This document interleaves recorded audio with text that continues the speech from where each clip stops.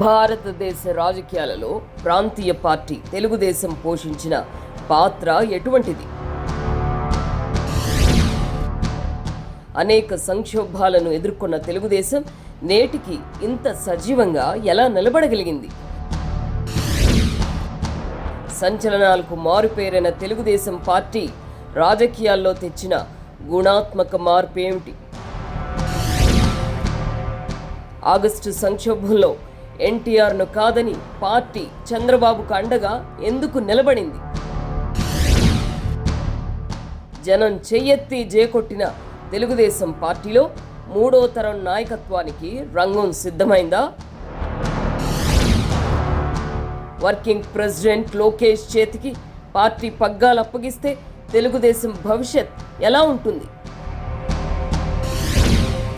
దశాబ్దాలుగా పార్టీని కాపాడుకుంటూ వచ్చిన చంద్రబాబు చాణక్యాన్ని లోకేష్ ప్రదర్శించగలరా? తాత ఎన్టీఆర్ దూకుడు, ఆచితూచి అడిగేసే నాన్న, ఈ ఇద్దరిలో ఎవరి పంధాను లోకేష్ అనుసరిస్తారు? 2019 వరకు ప్రత్యర్థుల ప్రచారంలో పప్పుగా ముద్రపడిన లోకేష్ నిప్పుగా మారడం నిజమేనా? అధినాయకుల వారసులైనంత మాత్రాన వారికి ప్రజల ఆమోదం లభిస్తుందా? కార్యకర్తలు ప్రజలతో మమేకం కాకుండా వారసులు రాజకీయాల్లో రాణించడం సాధ్యమా? కేసీఆర్ వారసుడిగా కాబోయే ముఖ్యమంత్రిగా ప్రచారమైన కేటీఆర్ ఎందుకు దెబ్బతిన్నారు?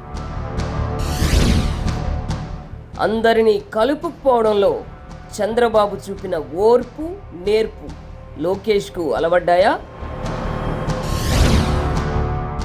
ఎన్టీఆర్ యుగ పురుషుడి ఆరాను, చంద్రబాబు విజనరీ ఇమేజ్ను వారసుడు లోకేష్ మరిపించగలరా?